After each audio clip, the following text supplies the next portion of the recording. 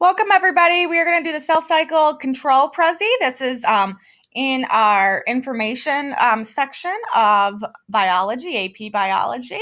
And so this Prezi is going to give an overview of the cell cycle and, more importantly, the control or the regulation of the cell cycle.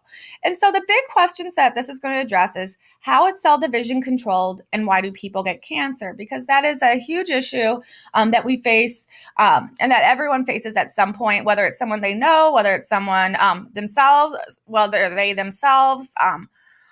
Big research opportunities in development of drugs, therapies, cures per se for cancer itself. And so this is kind of going to affect everyone at some point. So we talk about cells, and at some point they are going to need to divide. However, they should only divide when they need to. And so there is a cycle that is undergone that cells go through to help them regulate when they should divide and when they shouldn't divide. So it's best to think of a cell cycle as consisting of a series of checkpoints. If it passes a checkpoint, it can go on to the next phase of its cell cycle life, and then it gets closer and closer to the division point. And so here you can see that we have our cell cycle. We have our G1, our growth, where the cell becomes larger. It grows to it's a healthy size. Then we have our synthesis phase, our G2, and then our mitotic phase. And so we have checkpoints at various places within the cell cycle to help make sure that the cell is progressing, so that way it only divides when it needs to, and it divides correctly when it does need to. So here's a picture, an image of a breast cancer cell. It's become a selfish cell. And we call it a selfish cell because it's undergoing cell division regardless of what the cell cycle is. It's not needing to divide, but it continuously is dividing at this point. And so there's not the room for it. There's not the materials for it. And it's just this abnormal division that starts to accumulate. So we have these checkpoints in place to kind of regulate it. One of the biggest checkpoints is the G1 checkpoint. It determines if a cell should actually replicate its DNA. And from here, it can either enter the S phase, in which DNA is replicated, or if it's not, if indications say that it's not to go on, then it enters what we call G naught. That's the G0 here. We refer to it as G naught. That's called senescence, and that's cells that have stopped dividing. So we're looking at like nerve cells here. We're looking at liver cells here for the most part, although they can come back later on and be triggered to come back into the cell cycle. And so these out here, I call it the waiting room, the lounge. They just kind of senesce and they hang out and do their job, but they cannot progress on into the cell cycle and therefore will not divide. So the idea is, okay, we have these checkpoints, but how do they work? What is the regulation?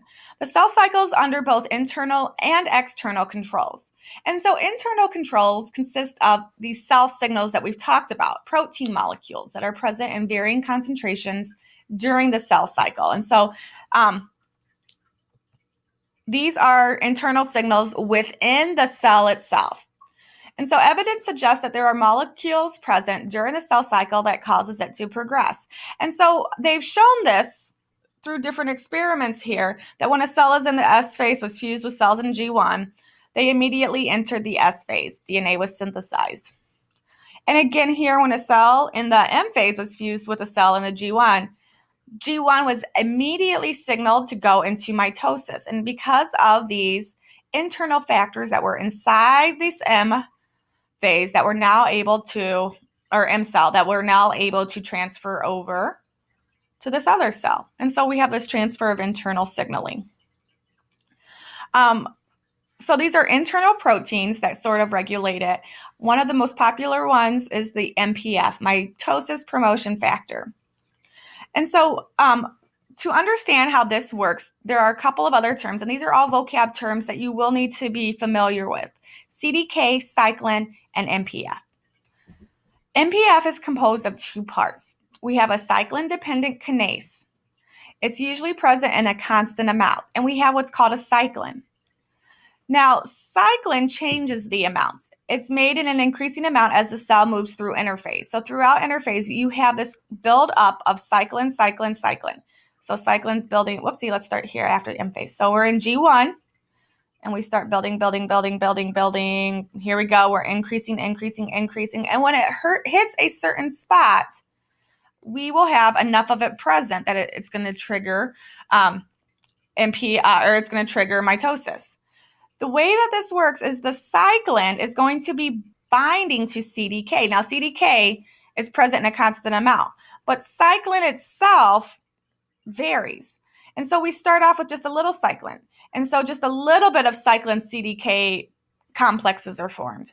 When we have a lot of cyclin, we have a lot of cyclin CDK complexes.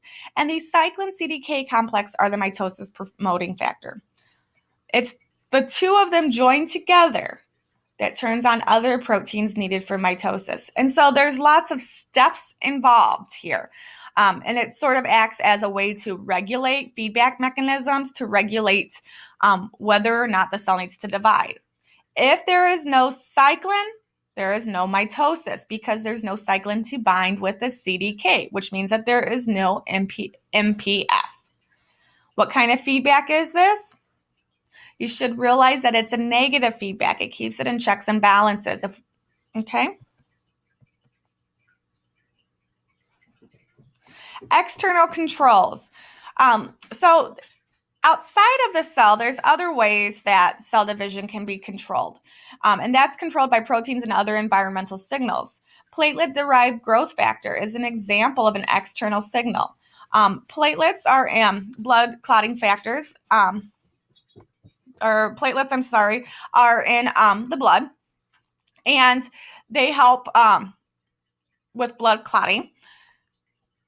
And what they do is they make a growth factor by stimulating cell division. And so, for example, if you have a cut, you need to replace cells, or you need to make extra cells to sort of seal up that wound.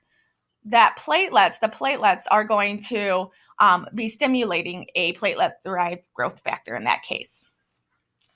Now we have positional inhibition, which is normal animal cells must be anchored and not to be too crowded. They need their room. They're on something, they're connected to something, but there's room around them.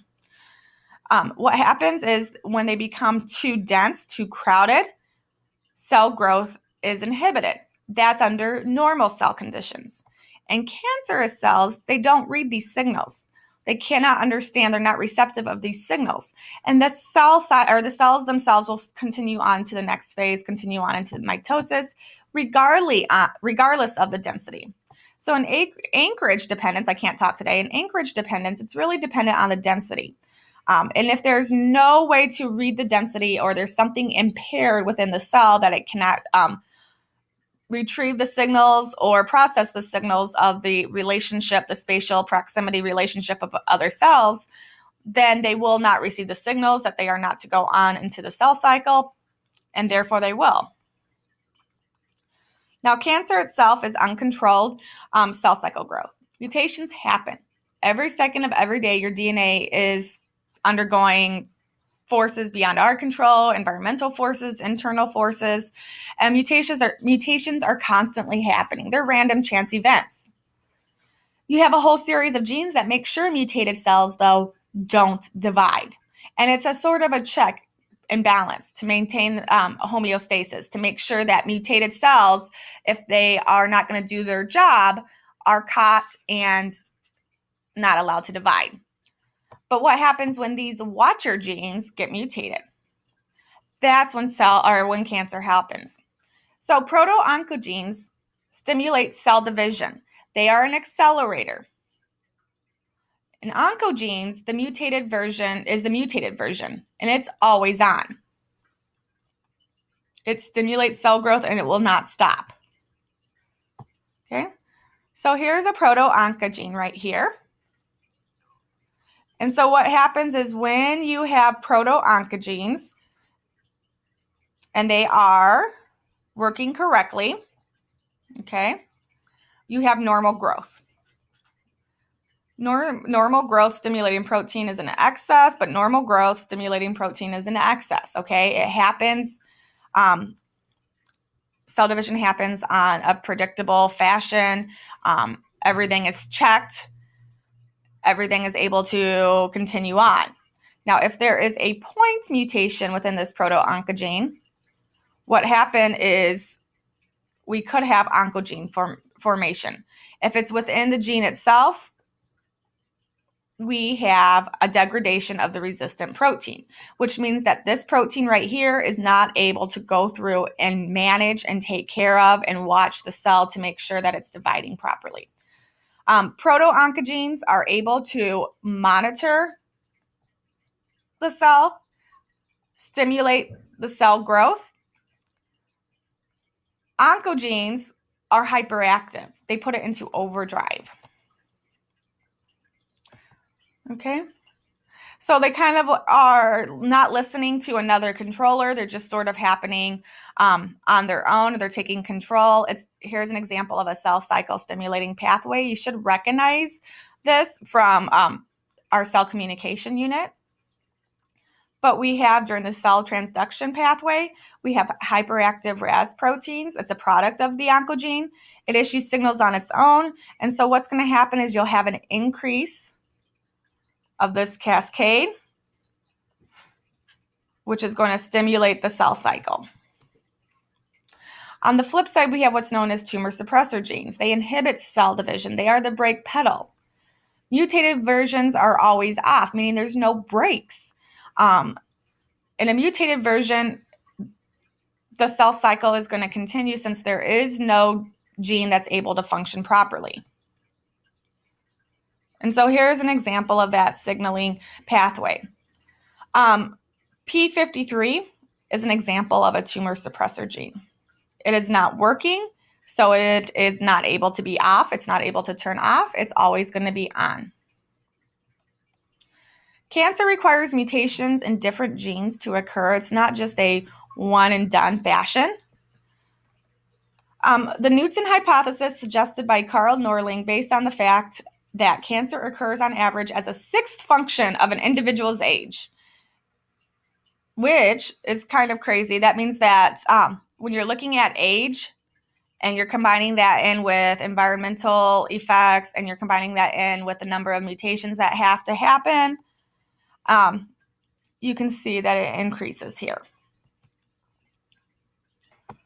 So effects of mutations. If the protein is overexpressed, if we're looking at the oncogene, the cell cycle is overstimulated, and that means an increase in cell division.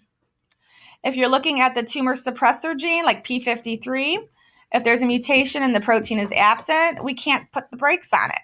If we can't put the brakes on it, that means that there's still going to be an increase in cell division. And so we look at a multi-step model of colon cancer in this example to see how they sort of work together. It's a process, it's a combination of oncogenes and tumor suppressor genes that proliferate this excessive cell growth.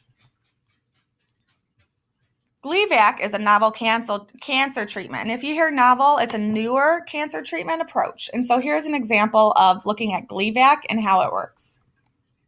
Chronic myeloid leukemia is a disease caused by a genetic mutation that gives rise to this abnormal protein molecule.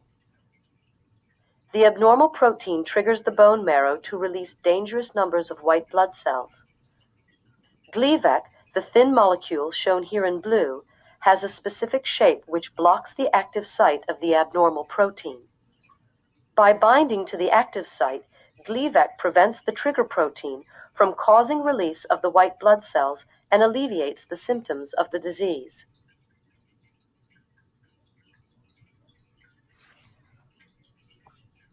Okay, and so you can see that Gleevec, what it does is it binds with proteins, it binds with mutated proteins. And so it's sort of a way to treat an issue by fighting the protein that is causing the disruption to happen to begin with. There are different stages of cancer. We can have it from small benign growth from a single cancer cell, neighboring tissue. Once it starts invading neighboring tissue, it increases, and then it can spread through the lymph and blood vessels to other parts of the body. It's the metastasis, it's this advancement that's what kills people. And so from this, you need to be able to make sure that you can describe how cells determine whether or not to divide. And so you need to be able to identify that there's internal and external factors that are present. Internal factors include cyclins, CDKs, and the combined complex of the two, which equals that MPF. External factors are like the density-dependent anchorage and being able to process the proximity from signals of the nearness of the density of that cell. You need to be able to explain the mechanics of the cell cycle control described in this presentation. And so we're talking about how does the oncogene work, how it stimulates a mutated proto-oncogene, which is called an oncogene, how it's going to stimulate. It's going to be always turned on. And so cells are always going to be growing. There's no off switch. Whereas on the flip side, the tumor suppressor genes, they are the brakes, and they are continuously off if they are in the mutated phase. So they are not allowed to, or they're not able to put on the brakes at any point. And so this point here, the mechanics of the cell cycle control and the role that proto-oncogenes and tumor suppressor genes kind of go together. Explain how cancer develops. And so we start with one cell, that one cell proliferates, and then you're looking at tissues that are affected. And then from there, the lymph system and blood vessels transfer to other body parts. And so it eventually metastasizes into a systematic cancer. And explain how cancer treatments work. And we didn't get into this, why they are not great for the body. The problem is when you are adding medications that bind with proteins that are already in the body, you're going to be messing with other systems that rely on that protein. And so it's hard to target just one particular protein and have one particular outcome for that protein. Oftentimes these proteins are involved in different regulatory processes. And so like when you're looking at Gleevec, it bonds to the protein, so the immune cells are not going to proliferate, which though may cause a side effect of decreased immunity and decreased ability to fight off other illnesses. So it's kind of a give or take, and you have to outweigh the risks and the benefits in each case when you're deciding upon a therapy. So hopefully this kind of helps with some of the vocabulary, some of the ideas behind the cell cycle control, and let me know if you have any questions.